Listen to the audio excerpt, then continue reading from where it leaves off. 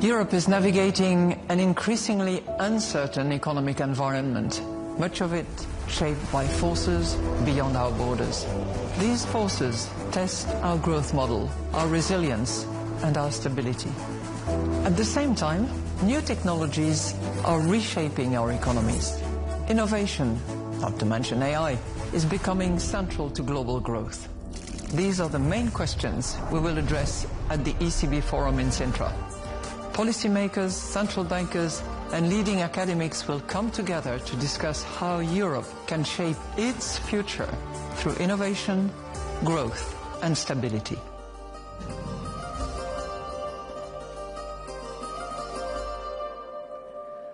Welcome back. The challenges we have been discussing over the past couple of days ultimately land on the desks of central bank heads.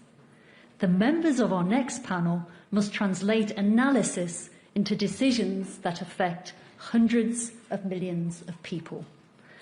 I am delighted to welcome to the stage Andrew Bailey, Governor of the Bank of England, Tiff Macklem, Head of the Bank of Canada, Christine Lagarde, President of the European Central Bank, and Kevin Warsh, Chair of the Board of Governors of the Federal Reserve. The panel will be expertly moderated by Sarah Eisen, anchor at CNBC. Sarah, over to you. Thank you. Thank you very much, and thank you to President Lagarde and to the ECB for having me back here. It's an amazing tradition and one of the highlights of my year and my career, and way more fun than watching you guys on your irrespective press conferences. So this is going to be fun. And I'm excited because I'm hoping we can have a good debate about divergence in policy and approaches. And maybe with that, President Lagarde, I'll kick it off with you because you're the only one up here to have raised interest rates in response to the Middle East oil shock. Are you going to do it again? This year? Sorry. No, why did you do that? Well, we did it because we had the perfect monetary policy circumstances to do so. And, when you have your inflation outlook up, your core inflation up, when you have the underlying inflation indicating that it's also trending up as well, and that you're only going back to your 2% target at the end of 28, with a number of things happening in our inflation outlook, which includes, the market expectations in particular, you have the obvious decision, and it was so obvious that we had a unanimity decision within the board of the governing council. But seriously, how will you decide whether you keep going? Because you're still above target. What we decided to do is, way back, to give up on forward guidance, okay? And personally, and I've said that publicly, if I have one regret, it's to have felt bound and compelled by forward guidance. So I think what we do is now also informing market participants, informing financial experts from all walks of life about how we come to our monetary policy stance. And I have called it not forward guidance, but framework guidance, so that those interested in how we come up to a particular decision appreciate what we take into account, what intellectual process we go through, what indicators we are particularly attentive to, so that, of course, they have to do a little bit more work themselves. It's not forward guidance blindly and you just assume that it's going to be what had been calibrated as forward guidance. They will have to do a bit of homework. They will have to look at the indicators that we're attentive to. They will have to appreciate our intellectual process and what we are especially attentive to. And that includes, if I go through what we did on the 11th of June, we looked at the inflation outlook, taking into account all the latest economic and financial data, with risks part of our assessment as well. And that's, recent development, as you know. We looked at underlying inflation, various set of indicators, and we looked at the transmission of monetary policy. So it's taking all that into account in the context of a supply shock that led us to the decision that we made. Speaking of not liking forward guidance, which is going to make this job so much harder for me, this panel, Chairman Warsh, we have inflation in the U.S. that is higher than Europe's and farther away from our target. So why are we not raising interest rates? I was hoping you were asking me about forward guidance. We'll get there. Because you have so much to say there too, right? So we have found common cause. It's what President Lagarde said. I liked her when we met 20 years ago when she was finance minister. After that answer, I love her. Reform does not stop at the water's edge. What I found most exhilarating about the last 2 days here is the kind of discussions that we've begun at the Federal Reserve has a lot of people at this conference open-minded, keen to think anew about the conduct of monetary policy. And President Lagarde's answer on forward guidance, I couldn't have said it better myself. We're going to chart a new course so that we can make better decisions and do the right thing. And so my few days here have been incredibly rewarding on that. On the broad conduct of policy, at my press conference, I said, I'm not going to give forward guidance because we're meeting in 6 weeks, but I have an update for you. We're meeting in 4 weeks. Helpful. So is July on the table for a rate hike? So Sarah is trying to get me to break this rule. She's going to fail. There's a lot of data that we received in that meeting. I see many of my FOMC colleagues here in Sintra. I take their views very seriously. I want us to have a good family fight when we meet in 4 weeks. There's a lot of late-breaking news on a series of these things.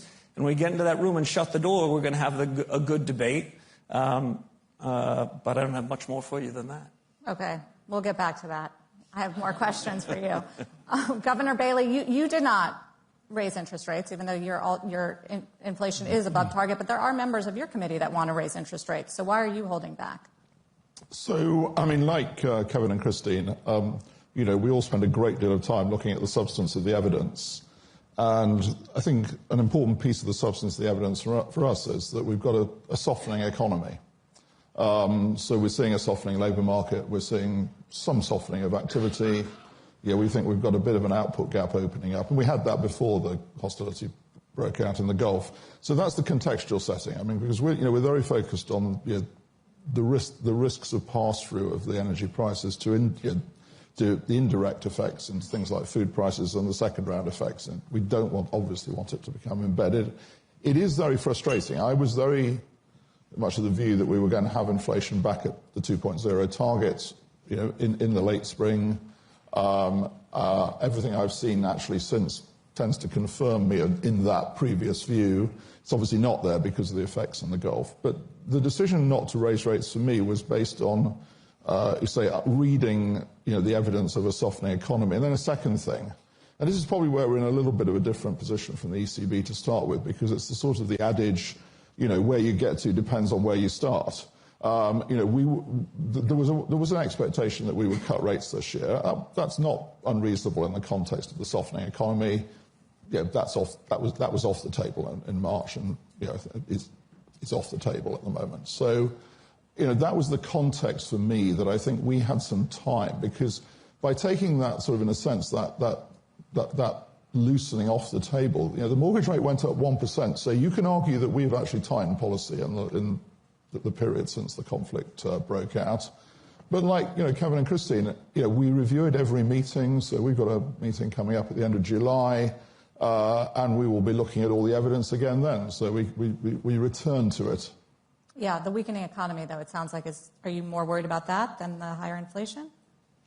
Well, I'm not going to give you any prediction as to what we will do. I think, obviously, the thing that has happened is that energy prices have come down quite substantially. They're still a bit above where they were pre-conflict, but they've come down. But the other thing you have to be a bit careful with in the UK is that we have a delayed reaction mechanism to energy prices because of the way our household energy price cap system works. So I always say, it's appropriate at the moment to borrow a soccer analogy. I'm afraid we always look a bit better in the first half than we do in the second half. I'm proud that you used the word soccer. Now that the World Cup is in the U.S., everyone's talking soccer. Governor Macklem, your inflation rate for May was 3.2%. It was above your range for the first time in a long time, but you have not really spoken about raising interest rates. Are you comfortable where you are? Well, we left our policy rate unchanged last time, so yes, I guess we're comfortable where we are.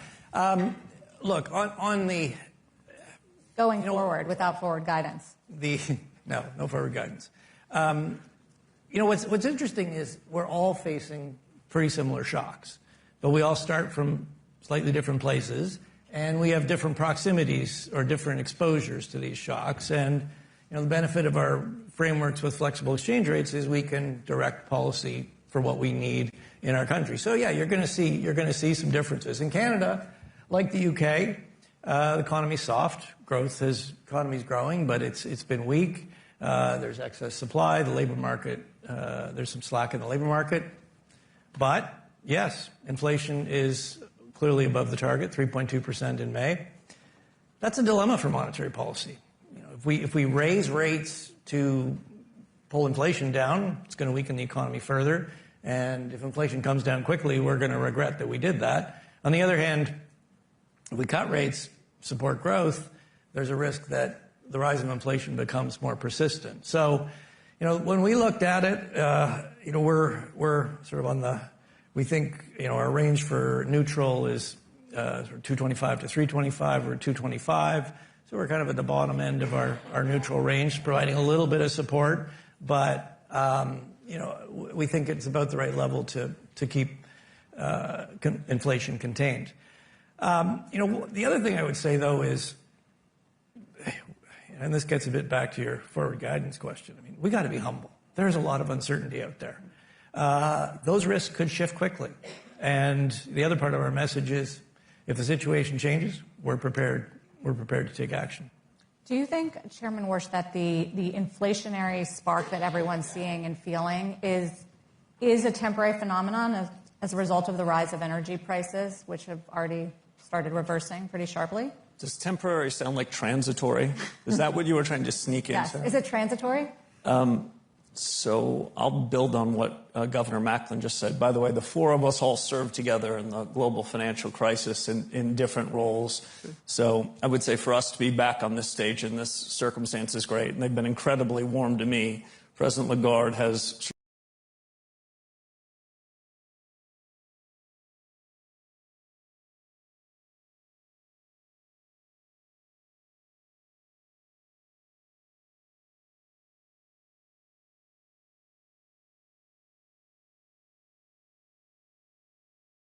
welcomed and encouraged these sorts of new ideas that we've talked about.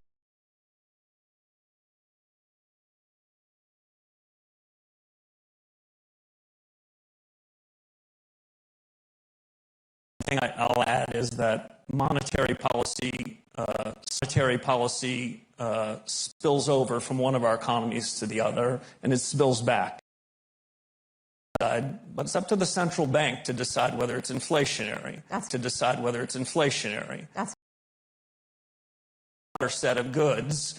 I don't have any news for you on that, but I would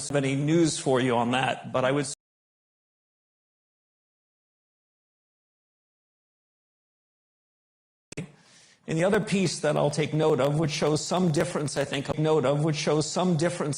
among our nations, is the AI boom is... I'd certainly rather have this problem, where we have massive financial engineering, where we had companies that weren't able to deliver profits. Future, because their expectation is the supply side of the economy will expand. I'm not going to make a judgment now. We'll meet again in 4 weeks.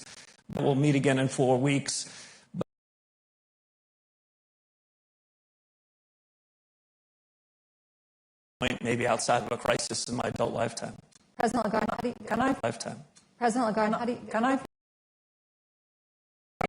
It's the speed at which things change, and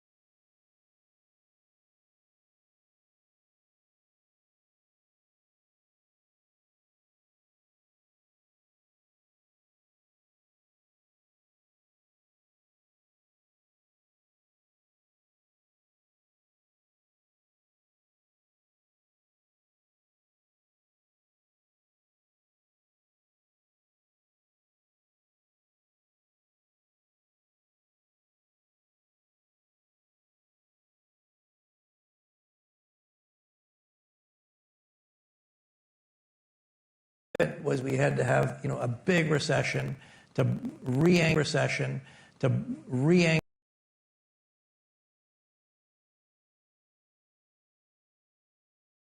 we have a period, Canada, the economy's weak, unemployment's a little bit, digit numbers, and, that inflation isn't going to be well anchored. So this whole word of stagflation, it's unemployment and inflation and stagflation. They're not the same thing. Right. Inflation. They're not the same thing. Right. But clearly, that's not where you... It's a much more loaded word than that. Not where you... It's a much more loaded word than that. We make light of it, but it is a bit of a change, a departure from where we've seen forward guidance in 2021. You said you did, and how did you said you did, and how did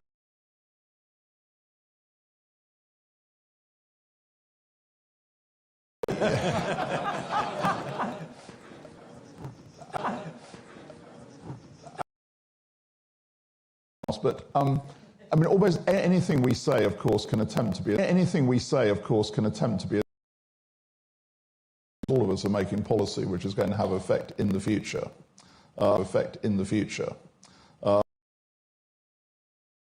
Forward guidance has been very difficult.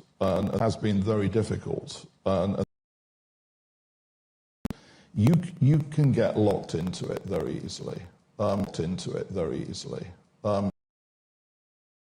Put it in place than it is to take it away, and therefore,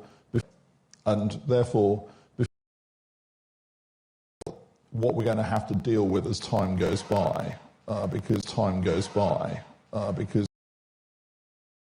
it stays its welcome. So, I'm also very cautious. Outlook for the economy can be interpreted as a view of the future, and of course that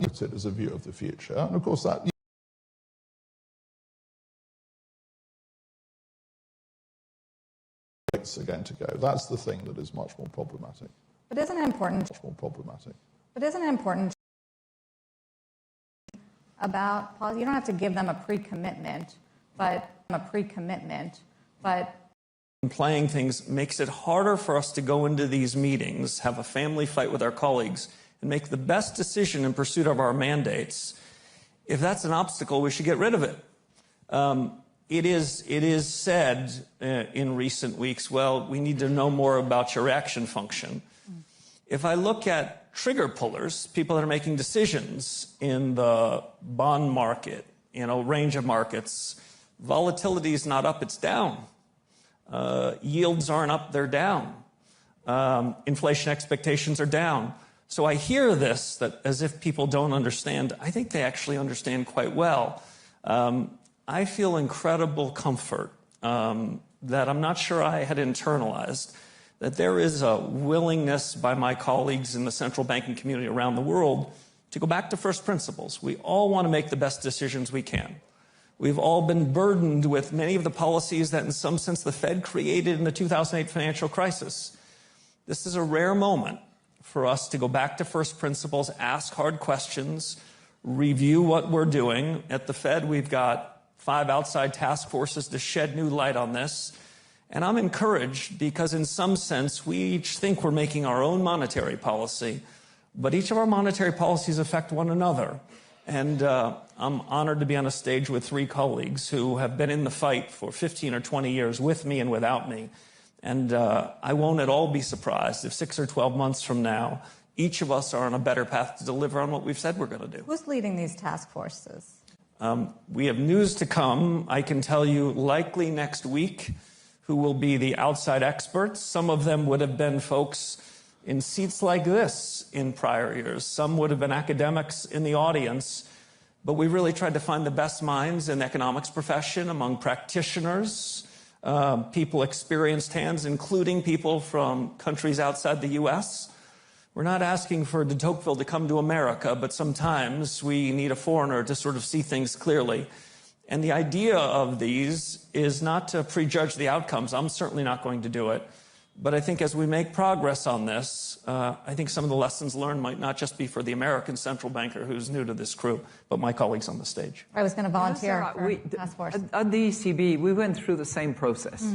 And when we started the strategy review, it takes time. And we did bring, under the leadership of Philip Lane, our chief economist, it did take time to bring we didn't call it task force, but we had expert committees, we had groups, and it took a couple of years before we actually settled down and all agreed on the key principles, the reaction function, the elements that we would take into account, the measurements of the nature of the supply shocks and the origin and blah, blah, blah, blah, blah. It doesn't happen overnight. It's complicated. It sounds simple when you're at the end of the supply chain, but the whole process is complicated. So I really celebrate the fact that you're going into this task force exercise and are prepared to let the best minds participate in that.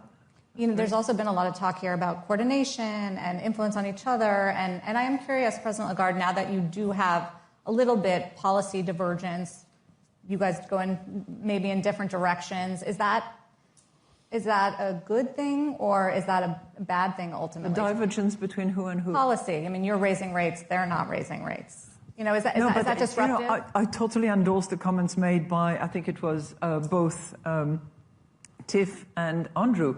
We started from different places. We were at 2% interest rates. I think the Fed was at 350 thereabout, and you were at 325. Yeah. Inflations were at different levels as well, and the markets were expecting cuts in various corners.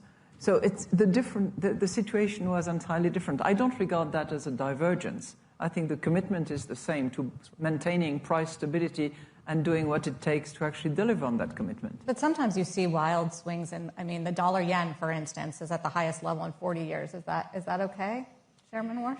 Well, before we came here, we each told a small story about Governor Ueda, who's been a great colleague of many of ours, and we're rooting for his good health so that he can join us on panels like this in a couple of months. If this central bank stands for anything, it's staying in its lane on monetary policy. So if you think I'm going to wander into yen policy in Japan, you're asking way too much of it. Well, it's making a move, that's all. You know, Governor Macklem, on the markets, you recently, I think, warned about excess, just given the AI trade, speculation. I think that's very much on the market's mind. Do you see signs of that? Thinking of irrational exuberance of the late great Alan Greenspan. Yeah, we've been warning really of two things, and I'm gonna draw Andrew into this. Andrew chairs the Financial Stability Board. I chair the Vulnerabilities Committee. So, I mean, you know, as Governor of the Bank of Canada, I'm looking at this from a Canadian perspective, but at the FSB, we're looking at it from a more global perspective. And yeah, I would highlight a couple of vulnerabilities. You know, as we've already said, look, there is so much potential to raise productivity growth with the adoption of AI, with the diffusion of AI. But we've seen this before when there's a new breakthrough technology. I mean, the internet proved to be, better than anybody imagined, created whole new businesses. But we still got the dot-com bubble. It doesn't mean there can't be a period where the market gets ahead of himself and you see a retrenchment. So, look, it takes two sides to make the market. We're not in the business of giving investment advice as central bankers. But from a financial stability point of view, you look at the sort of, historical benchmarks, PE ratios, forward ratios. Yeah, things look stretched compared to those. So that doesn't mean there's a problem, but it does mean you need to take that risk on board. The other risk we've been highlighting is we've seen very large growth of hedge funds in the sovereign debt market, and to some extent that's been very welcome. They've been very efficient in buying and distributing government debt. There's lots of issuance out there. Governments need investors. But a lot of this is being done with a lot of leverage, very short-term leverage. And that does make you, a lot of it overnight in the repo market. And that does make you nervous that if there was a period of volatility and and haircuts in repo markets went up, or there was some disruption in repo markets, you could get a rapid unwind. Again, part of our job is to sort of, markets do a good job of seeing the risks that they face individually. They have a harder time seeing the systemic risks. These trades are very low risk for each hedge fund, but when they're all doing something similar, there could be a systemic overlay. And the idea is if we can point that out, the market can guard against that risk. So, yeah, I mean, look, Kevin has referred to the financial crisis a few times, and he's absolutely right to do that. And one of the big questions at that time, or before it, was, is the subprime mortgage market going to be, in a sense, the trigger and the cause of a wider financial crisis? And, we didn't get that call particularly right, frankly. But the thing that we have to bear in mind is what we're trying to look for here is sort of tail risk. Is there something in these markets that could trigger a wider consequence in terms of financial stability? And that's, as Tiff said, that's what we're trying to do. Tiff leads the work in the Financial Stability Board globally to do that. So, we're absolutely right. So we look at the increase in leverage in core government bond markets. I mean, these markets have changed substantially. I think the thing we've seen actually in the course of the last few months is an increase in leverage in equity markets. So you look at hedge fund leverage in equity markets, you look at leveraged exchange-traded fund markets, those things are changing. If you look at private credit, the questions we're asking is, are those the things that actually can move from tail risk into a broader consequence? So then you have to say, what are the channels through which it can happen? So at the Bank of England, we're doing a second system-wide exploratory scenario to ask that very question about private credit. That's our job. Do you see any other broader risks emerging? And do you agree with the characterization of stretched for the market? So, we are looking, obviously, yes, we do look at asset valuations because you are living in a world, you've seen this obviously over recent months where you've got quite a divergence between how, bond yields are moving and how equity markets are moving. Now, I think a lot of this comes back to what Kevin was saying about AI. I think it's explicable in broad economic terms. But the question is, is that going to lead to some wider stability issues? So that's on the list. And then going back to what I was saying earlier, I don't want to reopen it again, but frontier AI is obviously high on the risk as well. So we've got quite a list of things that we're looking at the moment. I wonder if you, Chairman Warsh, see any signs of excess, trillion-dollar IPOs, high margin debt that was referenced, other things that are going on in this market that remind you of those other times. Well, I would say I've been out of this business for 15 years, but I still have the scars from the global financial crisis. I suspect my colleagues do too. We take risks seriously, and that's part of the reason why each of us, I think, at the core have sort of a reformer's heart on this. What can we be doing in the conduct of monetary policy? How should we be revisiting fundamental reforms to supervision and regulation? How should we think about the payment systems that connect us all?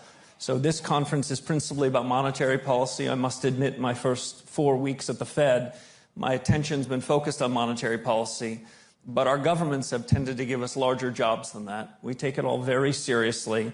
I'm not prepared to sort of make a broad comment denoting risks that are available in the system, but I will say this. This is the biggest time of consequence to each of our economies, I think, in our lifetime, maybe absent the shocks of 2008 and the COVID shocks, the dramatic change in how businesses do business, how households are thinking about employment and inflation.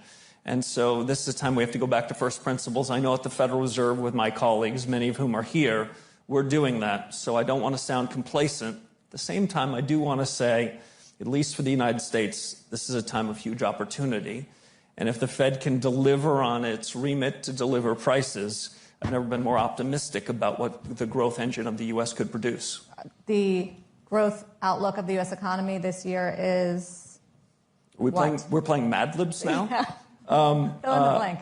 So I would just say this. Over the last 4 quarters in the U.S., structural productivity is in the high 2% range. So potential growth looks like it's trended up. This is a time that the labor markets, hours worked, are relatively flat. History says that we go from periods of low productivity to periods of high productivity. Nothing is in the bank at this time of consequence.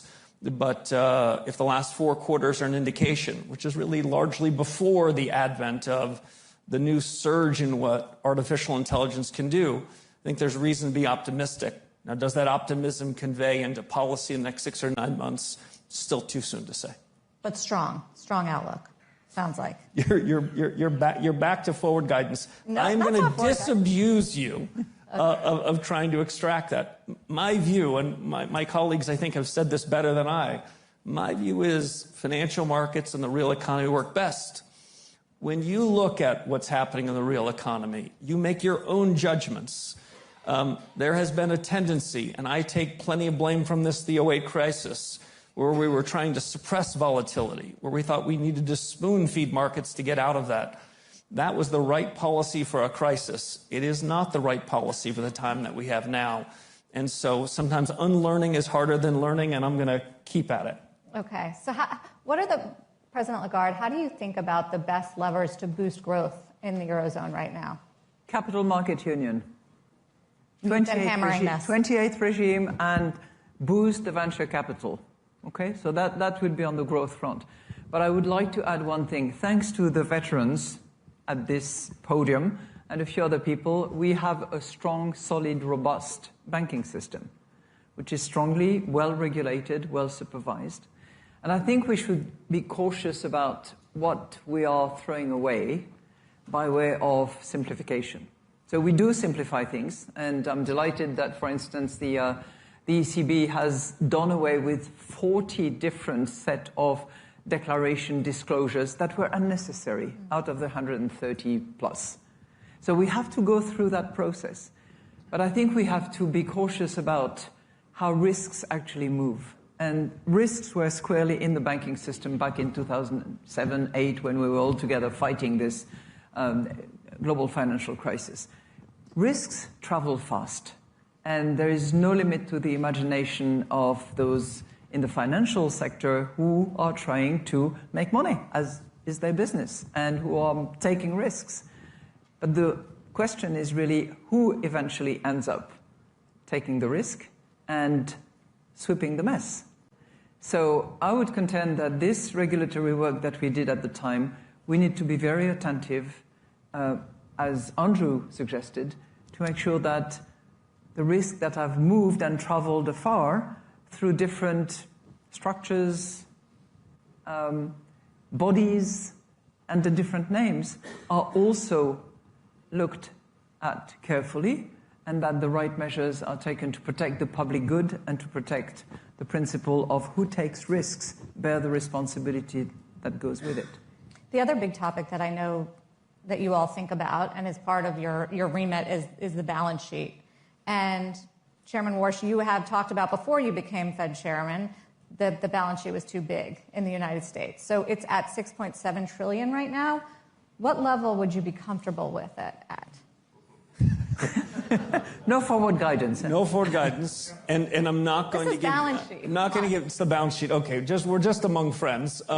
We have a task force for that too. Oh, great. We're going to play drinking game on task force.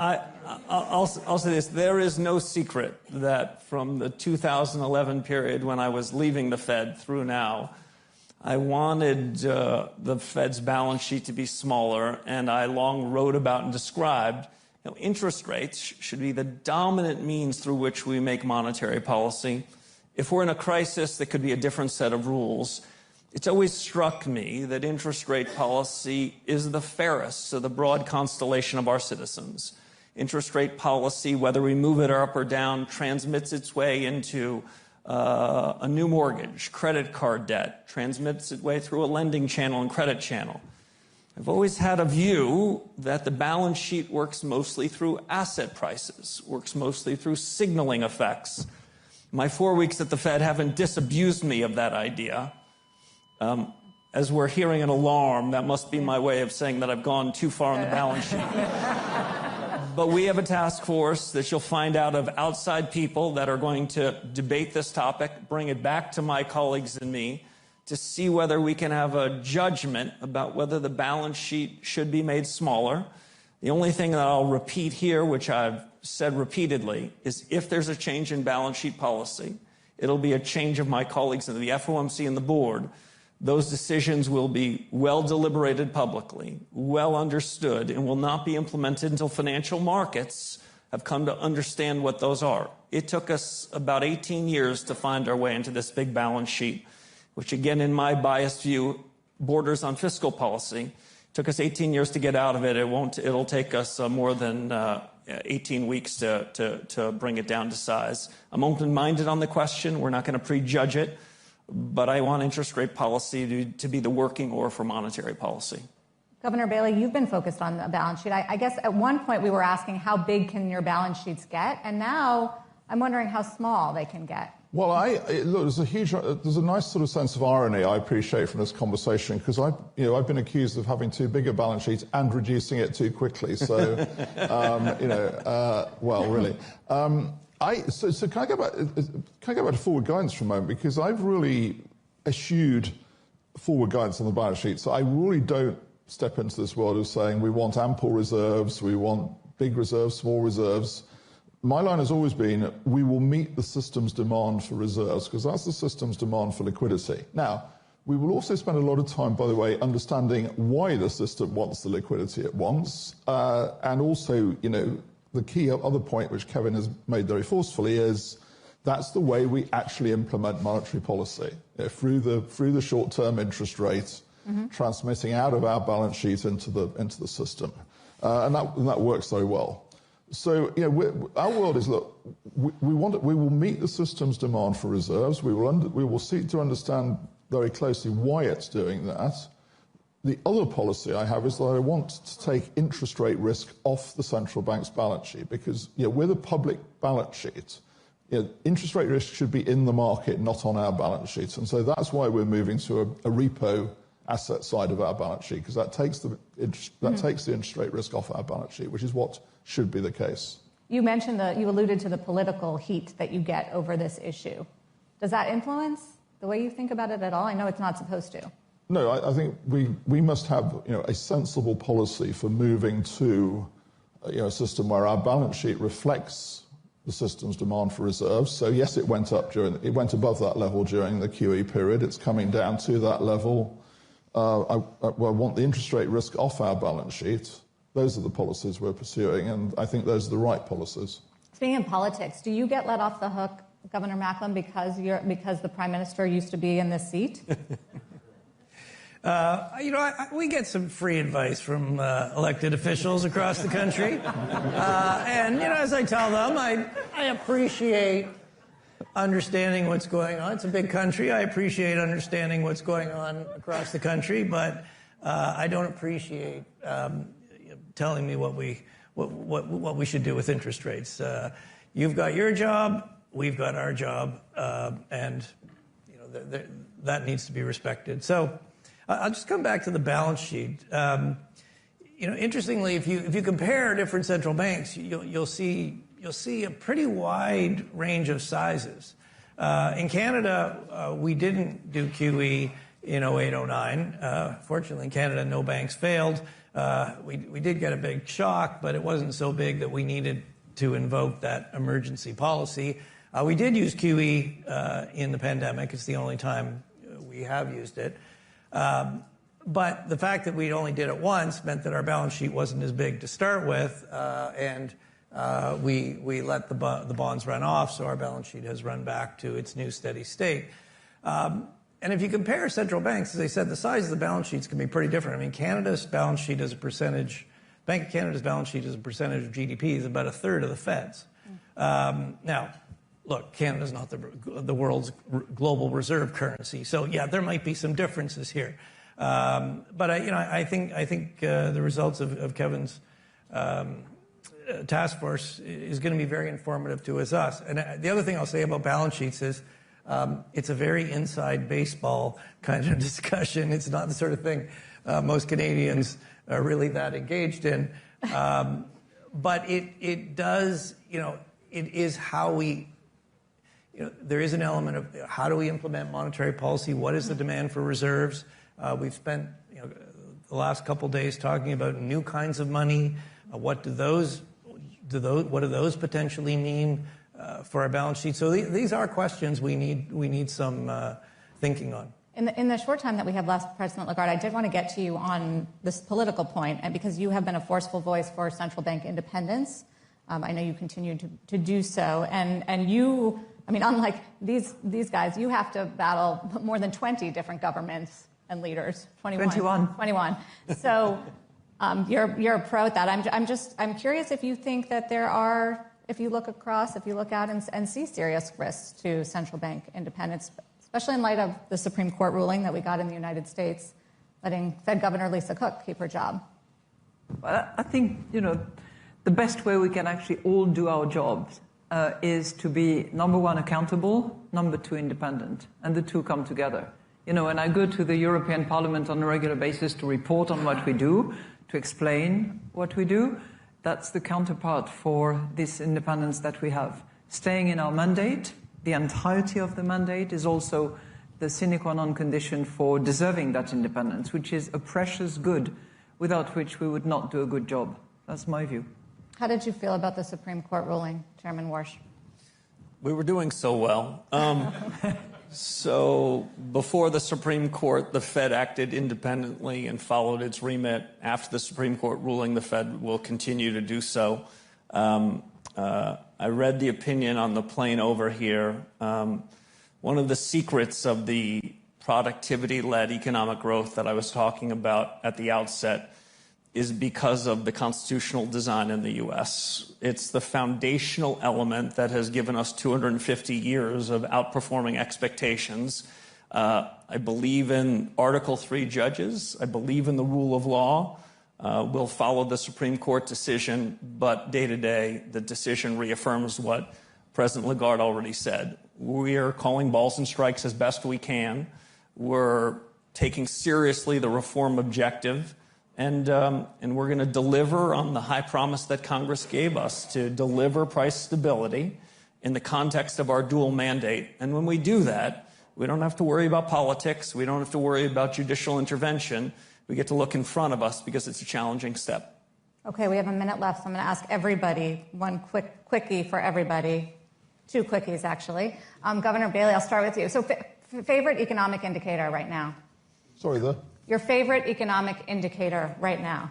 Oh, that's a trap question as well. You see, that's a trap question into forward guidance. Oh, God. Yeah. Thank you, brother. I'm trying. I'll tell you what, I'll answer it. Oh, there you are. My inflation forecast. Oh, there you go. Governor Bailey, you have to answer. Well, look, we look at a whole range of data. Oh, God. I mean, look, honestly, if you sat through our meetings, you would see more data than you could ever dream of. The other thing I say, look, I'll say this. I spend a lot of time going around the country, and I talk to a lot of businesses, and it's absolutely imperative that we stay in touch with the economy. President Lagarde? Inflation outlook, balance of risk, underlying inflation, transmission of monetary policy. Thank you. Chairman Warsh. I guess I have the last word. With the new with the data project, the data task force, my hope, my aspiration is that 9-12 months from now, we're going to be using new technologies to understand what's happening in the real economy in a contemporaneous, real-time way that positions us as central makers to make better decisions. That we're no longer going to have to rely solely on data that we get from government agencies with mismeasurement problems, that have surveys that are no longer relevant, that every business we know that are leading in our country are using new data sources to make better decisions. My favorite data is upon us, and if we do our jobs, we'll be here a year from now, and we'll say we've discovered data that helps us make better decisions. And we live up to our promises, we strengthen our credibility, and politics stays at bay. Least favorite economic indicator? The conventional wisdom that we hear from time to time tells us nothing. Monetary policy works with long and variable lags, as we know. And many of these indicators are echoes of history. We need indicators that tell us what things are when we look out our window today. So when we make judgments, when we next convene, they're as close to real time as possible. I thought you were going to say the dots, since you didn't do one. I'm going to let one panel discussion go without me sort of wagering on the dots. There will still be dots for a short time, at the very least, but we have a task force for that, and we'll revisit it. Do you have a least favorite economic indicator, President Lagarde? What did you say? Least favorite economic indicator that gets too much attention. Those that are wrong. Governor Macklem, help me out. You know what I'd say is that especially a lot of the monthly data, it can be very volatile. And sometimes the market over-rotates on the last number. You got to correlate it with other things. You got to smooth it a bit. The last monthly number is never going to be the best indicator. So I'll give you one that we're wrestling with at the moment and have wrestled with for years, and it's obviously relevant, which is oil and gas futures prices. So they are terrible indicators in history. The problem is that everything else is also a terrible indicator. Very good. Finally, when we were coming into this year, everybody was talking about rate cuts. Is anyone still talking here about rate cuts? Show of hands. Well, that's a nice try. That's a nice try at forward guidance. All right, I tried. Thank you all very much for the candor and for your service.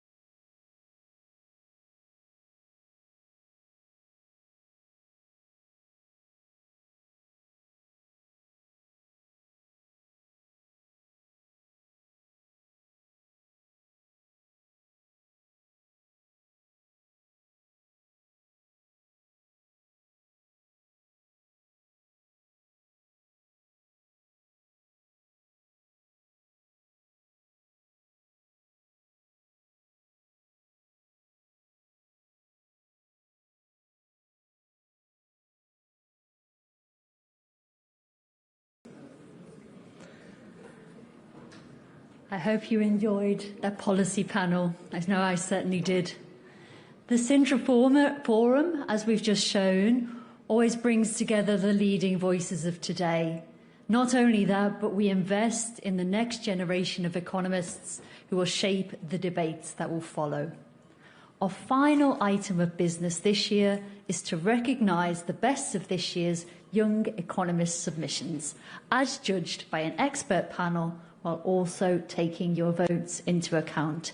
It's my pleasure to now hand over to President Lagarde to award the prize. Thank you.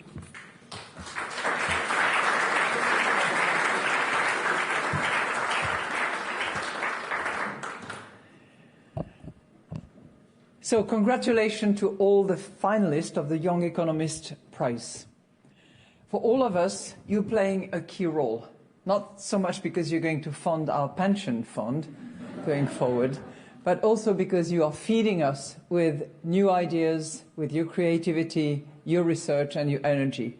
So you are clearly important to all of us, whether we are professors, central bank governors, and any other smart, including journalists actually, who have been paying close attention to what you do and what you say.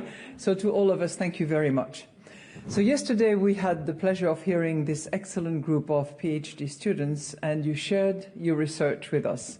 Beyond that, I also hope that all of you had a chance to go and listen to their pitch at each and every stand where they were presenting their views, ideas, and the research that they have conducted. Now, reaching this stage of the competition, I have to tell you, in case you didn't know, is in and of itself, no matter who is the winner, a real achievement, because there were more than 100 applicants who all were PhD students, all came from the best universities, and they were all very, very good. But you cut that group of the top 10, and you are, as a finalist, a success. So bear that in mind when I'm going to have to give the name of the one who is selected. So your papers actually speak directly to the theme of this year's forum. How do we shape Europe's future? And they remind us how much we gain when we bring new voices, new ideas, new evidence into our discussion. Behind the scene, and to select actually the one who is the winner, it's not just the votes that you all have registered earlier on today. There was a selection committee which has been extremely busy evaluating the finalists' papers. They took into account academic quality, policy relevance, and of course they took into account the votes of the participants through the online voting portal. I'm going to actually ask them to please stand up when I pronounce their name, because they did the job of reading all these papers. You did not. Well, some of you did, but not so many. So I'm going to ask you to stand up. Seriously. Jordi Galli, please.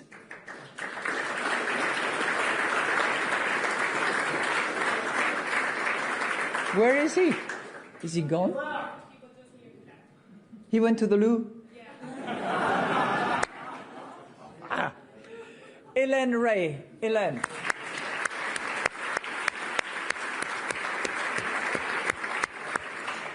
And colleagues from the ECB, Philip Hartmann, the Chair Joao Sousa, and Sebastian Schmidt. Up.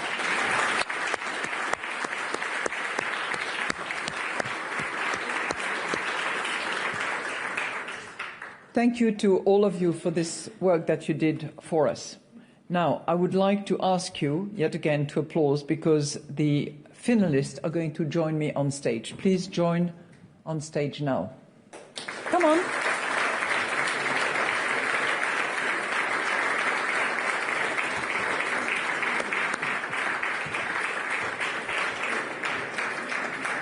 I think you're supposed to approach one at a time, if I understand.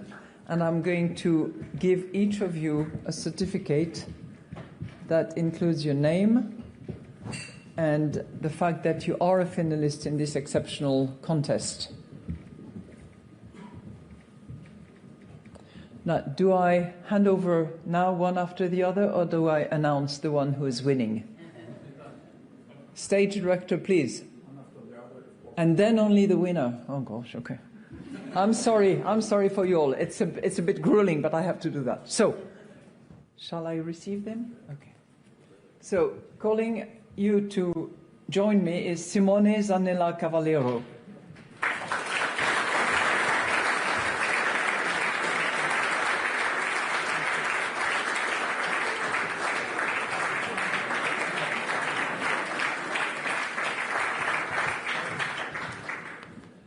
Pedro Martinez Buruera.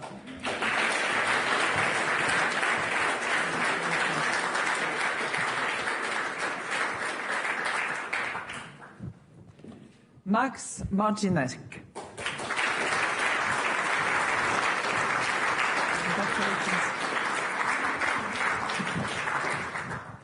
Marina Hoch. Congratulations.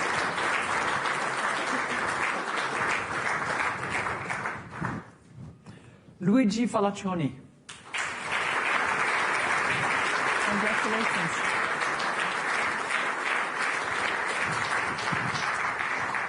Lennart Nierman.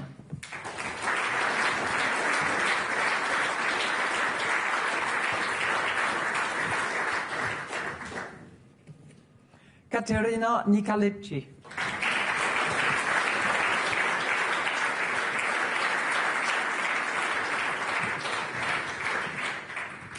Géraud Desazard de Montgaillard. Sounds French to me.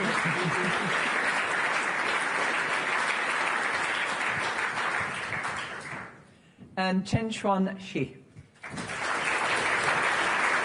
Congratulations.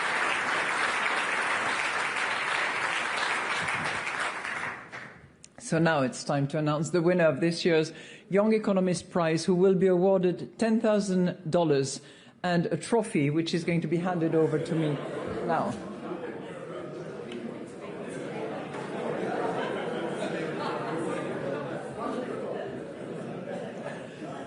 And the winner is Lennart Nierman.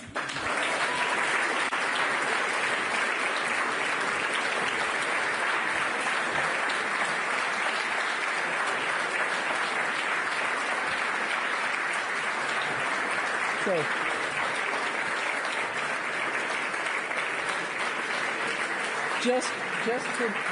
just for those who don't remember you, you're a PhD student at the University of Cambridge, and your paper was on decomposing the investment channel of monetary policy.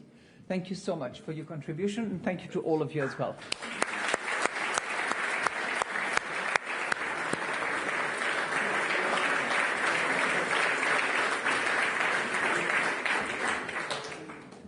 So you can stay, you can go, whichever is your favor. I'm just going to give the concluding remarks, and that's going to be short.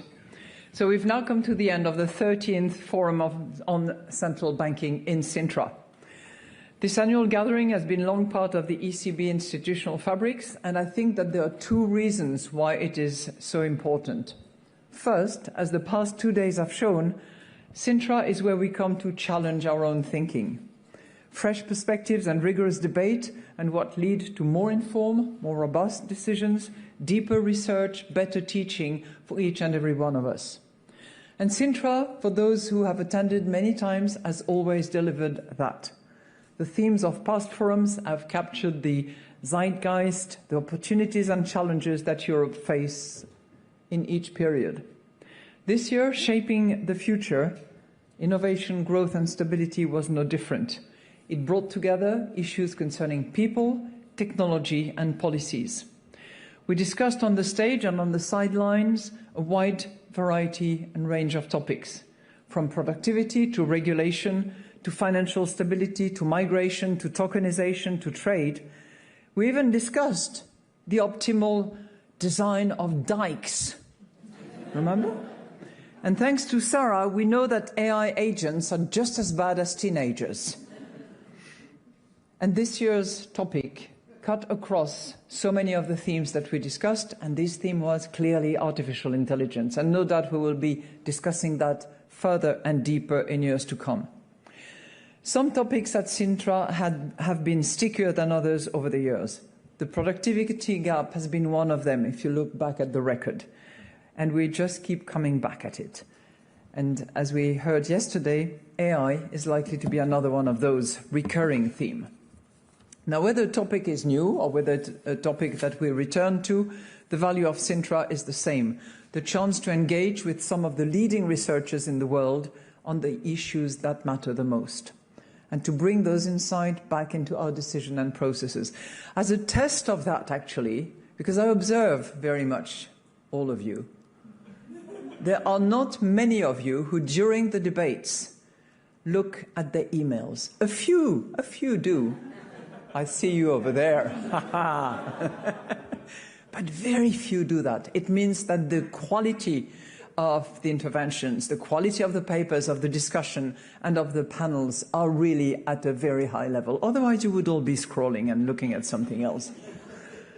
Now, the second reason runs deeper, because Sintra is a place where we actually reconnect as a community. It's a bit incestuous, granted, but we reconnect as a community. You've all known each other for a long time, and Sintra operates its magic because it's a special place.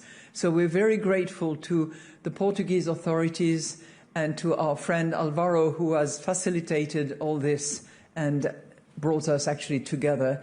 There are a few Portuguese friends in the room as well, and I thank all of them on your behalf. This year we welcome...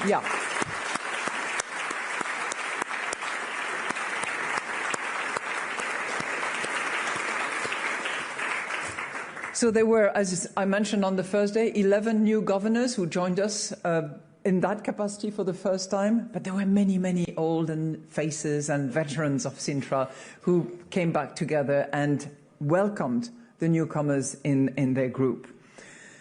These friendships renewed, these new connections made, make Sintra a hard place to live. Okay, hands up, who wants to go now? None. I knew it. We don't want to go because it's such a nice environment and a place where we can actually pick each other's brain and debate ideas and challenge each other. And it's always difficult to leave friends anyway. There is a word which I learned from my Portuguese colleague, which is in Portuguese, which says exactly that, and it's saudade. Saudade describes this bittersweet longing for someone or something you love, felt more keenly as you prepare to say goodbye. The warmth of the moment already tinged with the knowledge that it is ending. Another way to say, if you didn't call, then I know it's you. So that is why Sintra leaves us with each year in that state of mind, saudade. But you know what? It draws us back to Sintra. So there will be another Sintra. That's the announcement that I want to make right away. And the dates have been set, but I don't have the dates in my briefing material. So, by way of closing, I would like to thank the organizers, the speakers, all of you, those who asked questions, the hard one, and those you thought were the dumb ones, who were always smart anyway. Now, one reassurance I want to give you before I wish you all a safe journey back, after we've had this excellent dinner organized by the Portuguese National Central Bank.